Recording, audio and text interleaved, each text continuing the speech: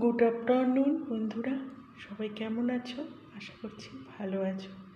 আজকে দিনের দুপুরের রান্না নিয়ে আমি চলে এসেছি। বন্ধুরা চলো দেখি কি কি আজকে রান্না করেছি। তো করি দেখি। প্রথমে মুসুরির ডাল করেছি ধনেপাতা আর পাঁচফোড়ন দিয়ে। দেখো বন্ধুরা, খুবই পাতলা করে বানিয়েছি আজকে, খুবই পাতলা, একদম পাতলা করে বানিয়েছি।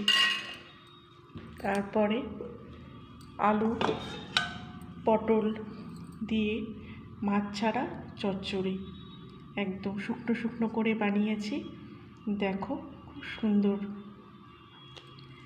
আর করেছি অমলেটের ঝোল। চলো বন্ধুরা দেখি আমরা অমলেটের ঝোলটাও একদম গামাখা করে বানিয়েছি।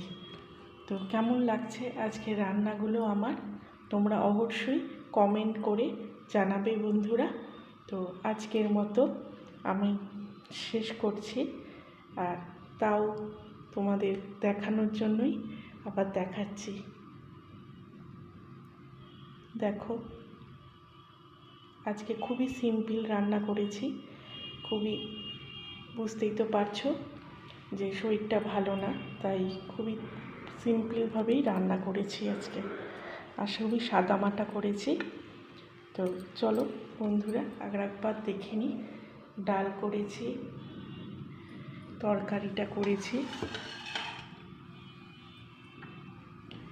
আর অমলেটের ঝোল করেছি।